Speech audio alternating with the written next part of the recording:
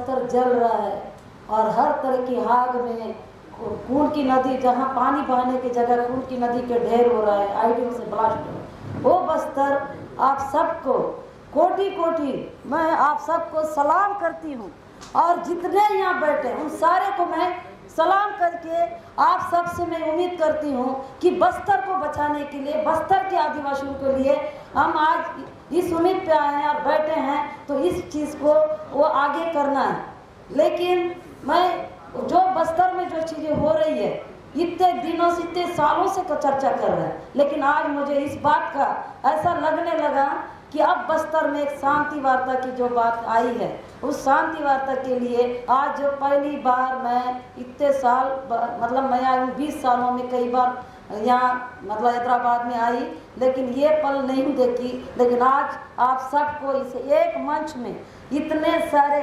मैंने साथियों को देख के आज कहीं ना कहीं इस बात की थोड़ी सी उम्मीद जग रही है कि बस्तर में शांति वार्ता होना चाहिए, हर पल होनी चाहिए। क्योंकि कितने सालों से सलवा जुर्म आया, सलवा जुर्म के समय भी कितने वहाँ पर लोगों को, घरों को जलाया गया, बलात्कार किया गया, ये सब चलते ही आ रहा है और सरकार को कोई फर्क नहीं पड़ता।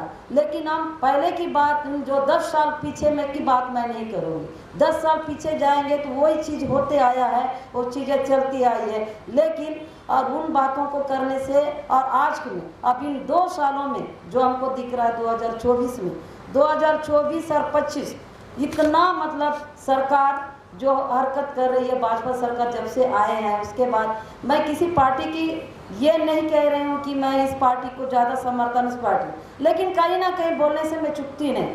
कांग्रेस गवर्नमेंट भी आई और आज भाजपा गवर्नमेंट, थोड़ा ना थोड़ा तो अंतर है। जो 2024 का डेटा देखेंगे आप, 2024 का 25 का डेटा, दोनों में अंतर है। तो इतना नरसंहार आज क्यों? वो तो उस समय भी कांग्रेस गवर्नमेंट में भी होता, ऐसा नहीं कि नहीं है, तो लेकिन उससे थोड़ा, लेकिन ये जो सरकार आने के बाद अति हो गया। और आज जब शांति वार्ता की बात जब कर रहे हैं, पता है सरकार क्या वहाँ पर हमारे लोग आदिवासियों को क्या भड़का रही है? सरकार ये भड़काने की कोशिश कर रही है, देखो हैदराबाद से जो लीडर है उनको मौत के घाट उतारने से अब शांति वार्ता की बात आ रही है।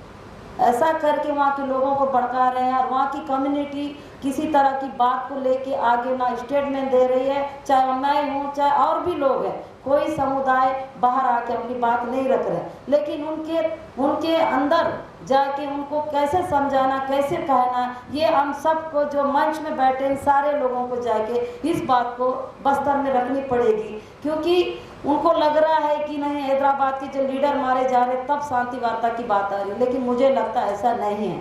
क्योंकि ये तो आज लीडर मरने की बात नहीं, वहाँ के आदिवासी भी मर रहे हैं, यहाँ के लोग भी मर रहे हैं, लेकिन यहाँ की लीडर अगर बस्तर को वहाँ पर अगर जंगल बचाने के लिए अपनी बंदूकें लेके वहाँ लड़ रहे हैं तो क्या गुनाह रहा, क्या तकलीफ रहे? तो आज सरकार इस बात को क्यों कह रही है कि लीडर, देखो हमको किसी तरह का भेदभाव और ये सब चीज़ें में नहीं, लेकिन हमको चाहिए बस्तर की में शांति वार्ता, चाहे वो हैदराबाद की लीडर की ये हो रही हो, चाहे झारखंड की हो, छत्तीसगढ़ की, कहीं से भी, लेकिन शांति वार्ता।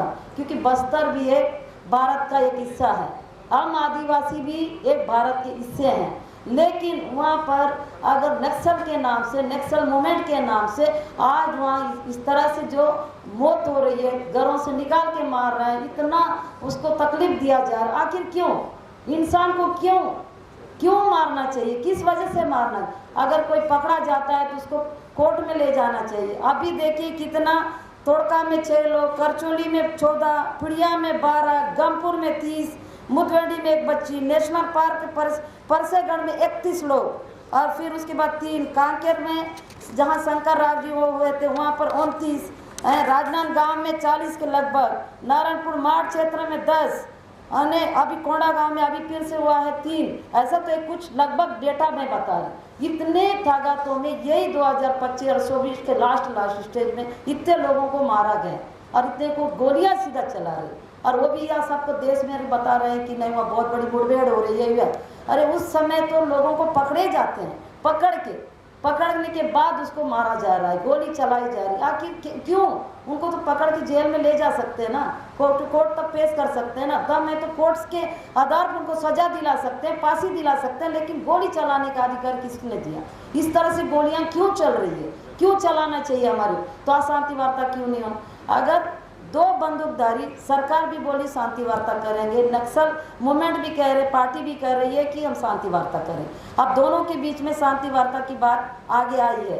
अब नक्सल वार्ता से बात हो रही है कि हमारी अब सरकार क्या ये कर रही है, बोल रही है कि हम शर्त को नहीं मानेंगे। अगर उनकी शर्त को नहीं मानेंगे, लेकिन इस बीच में ये दोनों की बंदूकधारी के बीच में आम आदिवासी का समुदाय वहाँ है जो सबसे ज़्यादा, उनकी जल जंगल जमीन घर बच्चे सब छीना जा रहा है, उनकी कोई चीज़, उनका वहाँ का रहने वाला जमीन पर भी बारूदों का ढेर बिछाया जा रहा है। तो ये कम्युनिटी जो है, ये बस्तरवासी है, ये जो आदिवासी है, इसके बीच में जो बंदूकों के बीच के जो समुदाय है, इस पर हमको जाके सीधा उनको तैयार करने की ज़रूरत है और उनको भी तैयार करके इनके साथ लेने की ज़रूरत है। जो मैं मंच में जितने जो हमारे पॉलिटिकल लीडर हैं और भी संगठन के जो आए हैं, इनसे मेरा उम्मीद करती हूँ कि ये टीम बस्तर में जाके उनको कैसे एकजुट किया जाए, क्योंकि वहाँ के लोग देख रहे हैं कि हमको कहाँ से ताकत मिलेगी जिससे हम अपनी आवाज़ उठाएंगे।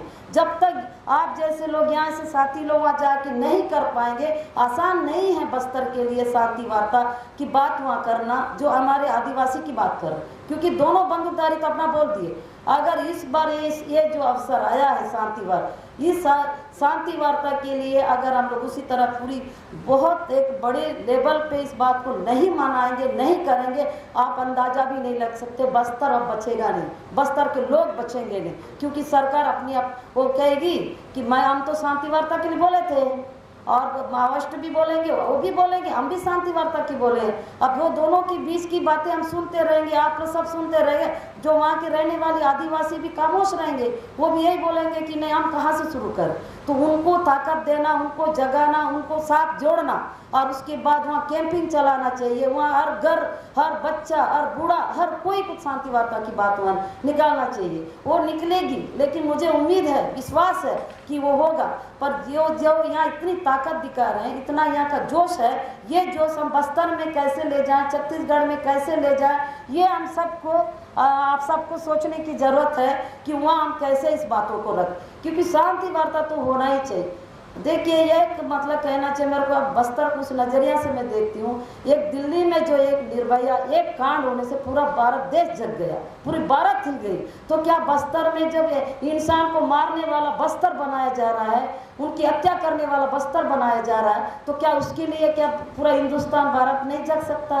क्या पॉलिटिकल लीडर, कोई तरह के जो संगठन साथी, क्या बस्तर के लिए आवाज़ नहीं उठाना चाहिए, नहीं करना चाहिए? अगर हमारे बस्तर के लोगों अगर आवाज़ नहीं उठा पा रहे, क्या वजह है, क्या कारण है, क्यों ऐसा नहीं बन पा रहे, एक साथ क्यों नहीं, ये सब आप लोगों को, हम सबको सोचने की ज़रूरत है वहाँ। क्योंकि कई बार देखिए, मैं हमेशा यही कहती हूँ कि बस्तर की जो लड़ाई है, मैं 2011 में मेरा जेल जाना, और 2014 के बाद मैं जब रिहा होने के बस्तर को, हमने यही सोच के जेल से बाहर आया, ये अब हमारी लड़ाई हम अब बस्तर के लिए, हमारी हर जिंदगी, हर सांस बस्तर के आदिवासी, खुद मेरे आदिवासी और वहाँ के जो जल जंगल के लिए है, और उसी के लिए हमको लड़ना। तो मैं वहाँ पर लोगों को समझाने की कोशिश कर रही हूँ, ये बातें नहीं होना चाहिए कि हैदराबाद की, झारखंड की, वहाँ के लीडरों को मारा जा रहा है तो इसलिए उधर से आवाज़ नहीं। ये समय आ चुका है बस्तर में शांति वार्ता का, और उसको हमको सबको मिलके करना चाहिए। तो बहुत सरकार अपने आप को जीतने के लिए भड़का रही है ना, ऐसा नहीं है कि वो लोग ऐसे, वो भी चाहते हैं, वो जंगल में रहने वाला आदिवासी भी चाहता है, वो तो रोज मर रहा है, रोज कट रहा है, रोज उनकी ज़िंदगी पूरी तबाही होके गई। आज जो कह रहे हैं कि बीजापुर जिला, एक जिला ऐसा है जहाँ नंदराज पहाड़ के लिए भी लड़ा गया था, अडानी का जो वहाँ पर पूरा घेराव करके अडानी को घुसाने के जो, वहाँ लगभग आज पूरा चारों तरफ से उस पहाड़ के किनारे किनारे जितना पूरी फोर्स लग चुकी है, 12-13 जो बुधवेंडी, सवलना, तोड़का, करचोली है, वो इलाका को पूरा किया। इतनी कैंप वहाँ क्यों जरूरत? और वहाँ के लोगों को क्या कर रहे हैं कि पूरा, अभी जो एक घटना घटी, वो घटना को भी आप लोग के सामने बताती हूँ। तो मुझे उस दिन से मैं खुद सोच नहीं पा रही हूँ कि इतने साल की लड़ाई में ऐसे ऐसे चीज़ देखने, हमने कई तरह के चीज़ देखा, कैसे कितने को बलात्कार करे, उसके बाद में उनके शरीर तक का जाके हम लोग ने देखा। कई बार उनकी गुप्त अंगों को देखते हैं कितना सुजा रहता है, ये दो जांग ऐसा एक साथ नहीं हो पाता। वो जगह को इतनी उस नार में करते हैं, इतना बड़ा ऐसा लगता है कि मैं जमीन में एक गड्ढा को देखी थी। मैं खुद अपनी महिला बहनों के गुप्त अंगों में वो इस जगह देख रही हूँ। ऐसे चीज़ों को भी हमने देखा है। और कई तरह की जो मार दिया जा रहा है, वो बॉडी कीड़े लग गई है, वो भी आप लोग ने देखा। लेकिन अभी जो वर्तमान का जो है, जो जंगलों को जो घेर रहा है, तो वहाँ थोड़का में चारों तरफ से पुलिस ने फोर्स ले गया लोगों को, ले जाके कुछ दूरी पे।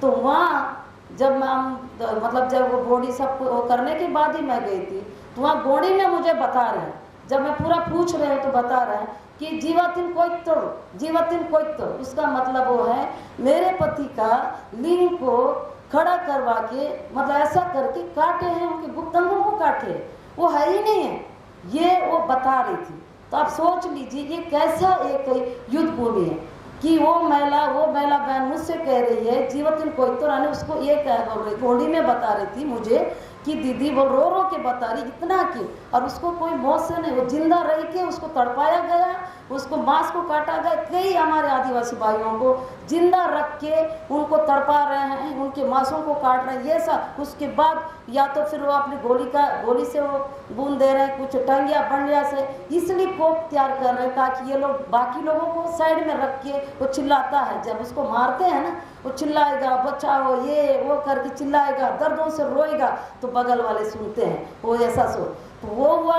और एक तीर का आप जानते होंगे हमारे आदिवासियों में कई तीर रखते हैं, वो आदिवासी के तीर है। वो एक ऐसा है कि हमारे परंपरा के हिसाब से उस तीर को रख के कभी उन लोग शिकार करने जाते हैं अपने खुद के लिए, हमारे एक पहचान है तीर और सब चीज़ें। तो उस तीर को आदि मतलब उन भाइयों को ऊपर ऐसा गोप दिए, गोपने के बाद वो तीर, अब तीर तो इतना लंबा होता है, साइड रहता है, वो दसा दिए। दसाने के बाद तीर को निकालने की कोशिश किए पुलिस वाले, नहीं निकला, उसके तीर अंदर उसका आधा हिस्सा चला गया। अब ऐसा निकालने की कोशिश करे तो नहीं निकला, उसको बीच से काट के जिले में बांध के ले गए। वो मतलब अपना सो दिखाने के लिए माओवादी को मारे, ये करके उन ले गए। वो बातें भी बता, अब बता जिंदा व्यक्ति को इस तरह से गोप के मारना, ये सब। अब जैसे रेणुका की जो बात आई, वो बातें भी ये है कि उसको तो पकड़ा गई ना, पकड़ने के बाद उसको लाया गया, एक रात रखा गया, उसके बाद दूसरे दिन ले जाके उसको मौत के घाट उतारे। तो क्या ये गलत नहीं है? क्या एक बंदूक पकड़ना कि हमारा भारत देश का तो कानून है ना, वो क्यों कोर्ट है, क्यों ताना है, क्यों जेल है? इतनी कुछ होने के बाद, इतनी संवैधानिक तरीके के हमारे हर कानून के ताक, तो उसके आधार पे करना चाहिए। अब ये सोचो तो जब उस महिला को, जो रेणुका जो कमरेड उनको, और भी हमारी कई महिला हैं, हमको पता है थाने में क्या होता है, हम तो खुद जेले हैं ना, कैसे हम पर करंट छोड़ दिया, कैसे हमारी गुप्तांगों में पत्थर डाला गया, कितनी हमको मारपीट किया गया, कैसे लातों हमने खाया, मुझे पता है।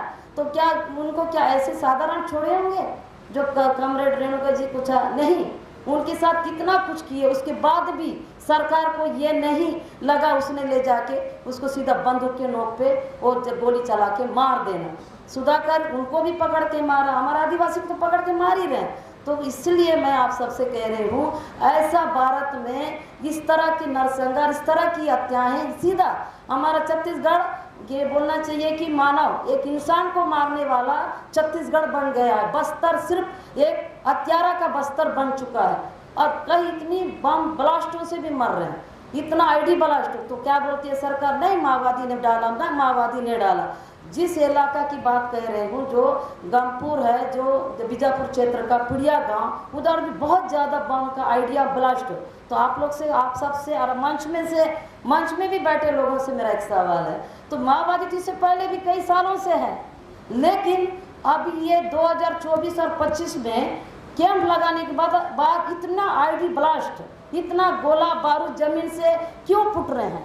इससे पहले भी माओवादी थे, तो उस समय तो हमारे आदिवासी बढ़िया जंगल जाते थे, मोआ बीनते थे, आम बीनते थे, मूलकंद तोड़ते थे, मछली पकड़ने जाते थे, कई तरह के साग सब्जी ला के बिंदास आज़ादी की तरह जाके उन जंगलों से लाते थे। लेकिन आज वहाँ आदिवासी कहीं जाड़ चढ़ता है, विस्फोट हो रहा है, आईडी पानी में जाता है, आईडी वाला ब्लास्ट हो रहा है, जमीन में चल के जा रहा, आईडी ब्लास्ट हो रहा है। एक होता है ना कि मतलब हमारे बांस जो अपने बुलखान का पेट का वो खाने के लिए जैसे कई तरह की चीज़ें मिलती है। हमारे आदिवासी को बाजार से ज़्यादा तो जंगलों में मिलती है। जैसे टोरा लेने जाओ तो आईडी ब्लास्ट, हर लकड़ी लेने जाओ आईडी ब्लास्ट, पत्ता तोड़ने जाओ आईडी ब्लास्ट, ये सब आईडी ब्लास्ट ये 2024 और 25 में इतने तादादों में किए। इससे पहले भी माओवादी रहे। ये बात मैं कहती हूँ तो मुझे ये कहा जाता है कि नक्सली समर्थक है, नक्सली की बातें बोल रहे। जो सच है हम वो कह रहे हैं। हम भी तो बस्तर को देखा, हमारा बस्तर है ना, बचपन से देखते आए बस्तर। तो क्या इससे पहले क्या माओवादी नहीं थे? लेकिन अब उस इलाका को क्या कर दे रहे हैं, पूरी तरह से बम बारूद इन सबसे, और वहाँ के सबसे ज़्यादा लोगों को क्या सरेंडर करवा रहे हैं। क्योंकि उस पहाड़ों, उन्हीं के पहाड़ों से सबसे ज़्यादा माइनिंग करना है छत्तीसगढ़ सरकार को, केंद्र सरकार को। तो वहाँ के लोगों को मार तो रहे हैं, कई लोगों को मार दी। अब सरेंडर कर रहे, सरेंडर में 200-300 लगभग तो हो ही रहे हैं। रोज 50, 60, 70 ऐसा सरेंडर दिखे। आप मेरे को बोल रहे थे दीदी सोनी दीदी आप एक बार आ जाओ इधर। क्यों, क्या करना? पूरा क्षेत्र के लोग जो वहाँ का जितने गांव 18 50 गांव के आसपास होगा, सारे लोग निकलेंगे। निकलने के बाद क्या करना है, हम सब लोग मिलके हम सरेंडर करेंगे। मैं बोली सरेंडर क्यों करेंगे? हम माओवादी नहीं हैं, आपने बंदूक नहीं उठाए, क्यों? दीदी जिंदा रहना है तो सरेंडर करना है।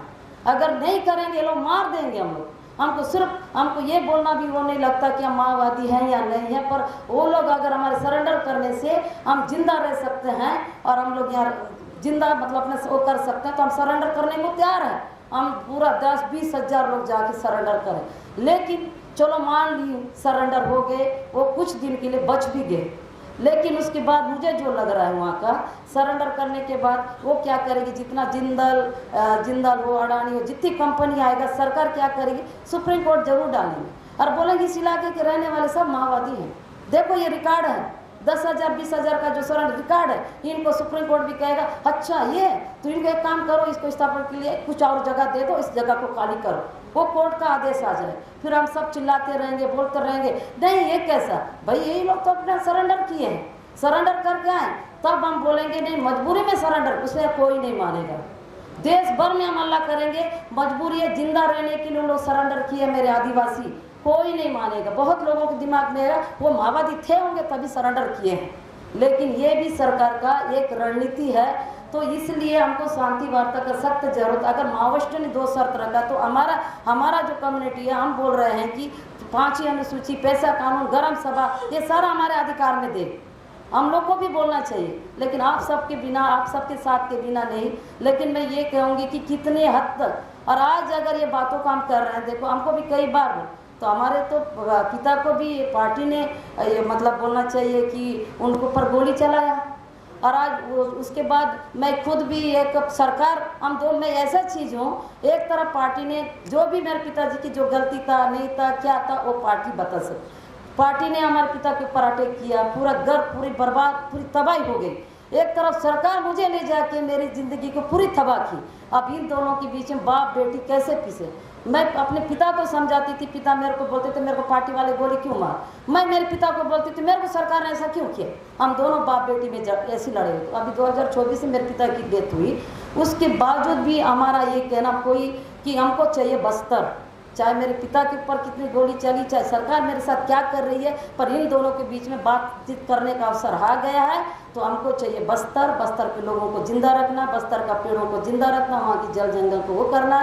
तो मुझे आप सबसे एक उम्मीद है कि बस्तर को कैसे, अगर इसको बातचीत के लिए करना है तो सबसे ज़्यादा बस्तर के जमीन स्तर के लोग, चाहे वहाँ की कम्युनिस्ट पार्टी, चाहे कांग्रेस पार्टी हो, सामाजिक संगठन है और भी कुछ है हमारे सर्ववादी, उन सबको लेके एक ऐसे मूवमेंट तैयार करेंगे। और हमको इस जंग में जीतना है तो हमको खुद को खड़ा होना पड़ेगा, तब जाके बातचीत होगी। अगर हम नहीं कर पाए, आप लोगों का आज मैं कह रही हूँ, आप सबको कह रही हूँ, हमारे बस्तर अब नहीं बचेगा हर पूरी तरह से, क्योंकि सरकार यही बोल के जीत जाएगी, वहाँ से नहीं कर पाएंगे। हम तो बातचीत के लिए तैयार थे, कोई सुना तो माओवादी की गोली भी हमारे ऊपर चलेगी, इधर की गोली भी हमारे ऊपर चले, गोली किसकी चली नहीं पता, ये होने वाला।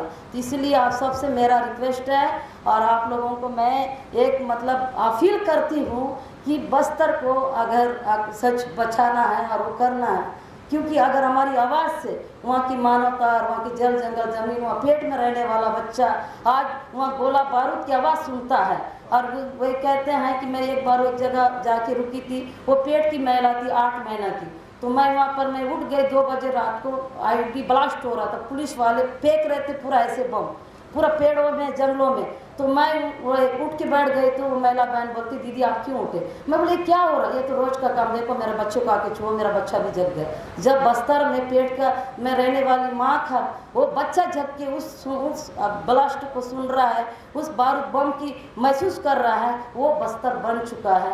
इसलिए इस बस्तर को बचाने के लिए बातचीत से अच्छी तरीका कुछ नहीं, हम लोकतंत्र तरीके से संविधान की उस पर आके बात करना चाहिए। हमारे लास्ट में आप सबको एक नमन करती हूँ कि बस्तर को बचाना है, और बस्तर को हर तरफ और किसी भी हद तक, क्योंकि रोज उनको काट काट के मारा जा रहा है। महिलाओं के साथ इतना तब तक बलात्कार करती हैं जब तक महिला नहीं मरती, ऐसे भी केसेस आए, तब तक मारा जाता है कि उसका बलात्कार करते रहेंगे, वो चीखते रहेगी चिल्लाते रहेगी, जब मर गई उसके बाद उसको फिर या गोली चला देंगे या फिर जिले में ढक के बोलेंगे 2 लाख का इनाम, 3 लाख का इनाम। ये ऐसा कभी नहीं है कि बस इतना वहाँ का स्थिति खराब हो चुका। इसलिए शायद माओवादी पार्टी ने कहा है कि हम बातचीत के लिए आगे आएंगे, हम करेंगे। और लोगों का कहना है कि इससे पहले माओवादी ने बातचीत क्यों नहीं किया, तो सवाल उसके पहले क्यों नहीं किया वो नहीं है, सवाल ये है आज हमको बातचीत के लिए, तो दोनों बंदूकधारी आगे बढ़ चुके हैं, तो हमको बातचीत के लिए हम सबको एक भारत के वो नागरिक और वो हमारे साथी सब मिलकर करना चाहिए, जिससे लाखों आदिवासी को बचाएंगे तो लाखों हमारे पहाड़ और पर्यावरण सारा बचेगा। वो आप सब के लिए, हम सब के लिए, इस देश के लिए वो बहुत बड़ा एक रूप होगा, बहुत अच्छा होगा। तो मैं आप लोग से ये उम्मीद करती हूँ, और बस इतना कह के और इसके आगे और जो रणनीति बनना है वो बना लेना चाहिए। लेकिन आपके सब मंच के जितने साथी आए सबसे मेरा निवेदन है कि बस्तर को बचाने के लिए आप लोग आए, क्योंकि हर पल हम वहाँ पर तड़प तड़प के जी रहे हैं। ऐसा नहीं है कि कोई ऐसे दिन है कि दीदी आज यहाँ गोली चला, दीदी आज हमको ये करे, कोई कपड़े उतार रहा है, कोई कपड़ों को निकाल के बताते हैं कि ऐसा कर रहे हैं। और ये बोलते हैं ना माणीपुर में एक घटना हुआ, मैं एक बार महिला बता रही थी, उस माणीपुर जैसा घटना बस्तर में भी होता, पर ये बताते नहीं हैं, और बताते हैं तो वहाँ से पेपर से बाहर आप लोग के आता नहीं। वो महिला बता रही थी मुझे ऐसा करके मेरे को इतना कपड़े में पूरा मेरे को जंगल में घुमाए हैं, ये करचोली की बात है। वो सुनीता जी पोट्टा में वो आज जेल में गई। अब बताइए उस महिला का ये कुछ कपड़े नहीं, बस ऐसा बांध के उसको घुमाया गया। ऐसे इस स्थिति से सामना करना पड़ रहा है। तो ये बातचीत से सबका आत्मसम्मान, सबका इज्जत, सबके जाने, सबके बच जाएंगे। बस मैं ये कहूँ। मुझे जेल भेजे 2014 में मैं रिहा हुई, आज तक जबकि पूरी 12 साल बाद मैं बरी हो चुकी हूँ, और आज तक सरकार मेरे को वापस नौकरी नहीं दे रही है। और वो ये कहती है कि आपने इससे पहले लड़ाई, मतलब आपने इस तरह लोगों के मतलब इस तरह से आवाज़ उठाए, तो क्या मैं बोलती मेरी नौकरी वापस दीजिए, मैं अपना नौकरी करना चाहती हूँ। और मेरे सारे खाता सारी चीज़ों को देखती है कैसे जी रहा। हमारी आर्थिक स्थिति को कमज़ोर करने के लिए ये सारा कर रहे ताकि इसके पास कुछ चलने को नहीं रहेगा, कुछ वो नहीं रहेगा, ऐसा भी सरकार करे। और आज तक मेरे नौकरी नहीं दे रही हूँ। हमने 2-3 बार हमने अपील किया लेकिन सरकार नहीं दे रही है, और मुझे इसी तरह से रखा है। और इतना लड़ने के बावजूद भी और इतना कुछ, और मेरे पति को जेल के अंदर इतना मारे, इतना कि मेरे पति को भी जेल में थे, वो एक सांप की तरह रेंगते तक मारे। मैं बोली मतलब जेल से जब रिहा होने के समय मेरा पति चल के आया था, तो मेरा पति को सांप की तरह रेंगते हुए, नहीं तो सांप की तरह रेंगते हुए मेरे पति घर पहुंचाया गया। उसके बाद मेरे पति को उठ नहीं सका, बैठ नहीं सका, मैं जेल में थी उस समय। उनको कीड़े लग गए उनके अंड को, उसमें उनके लिंग पे, तो इतने बड़े बड़े कीड़े, मेरे पति को आधा से ज़्यादा ज़िंदगी कीड़ों ने खाया, उस तरह से ख़त्म हो गए। और इस तरह से हमारी ज़िंदगी में हो, उसके बावजूद भी हमारा एक ही सपना है बस्तर को बचाना। मैंने अपने पति को कीड़ा कर, मेरी बेटी बताती है आप जेल में थे मम्मी, क्या करें, पिता को खाना नहीं मिलता था, कुछ नहीं मिलता, मेरे ससुराल में ही रहे लेकिन उनको उस तरह का डाइट नहीं मिला, और उनके अंगों में कीड़े लगते, उस कीड़ा को मैंने साफ करती थी। पापा बोलते थे मेरा कीड़ा काट रहा है फेंक दे, मेरे को डांटते थे। वो स्थिति तक है, एक सांप की तरह रहते तो कभी उठ नहीं सके, ये स्थिति में। और आज ये हालत, फिर भी मुझे हमको चाहिए एक बस्तर।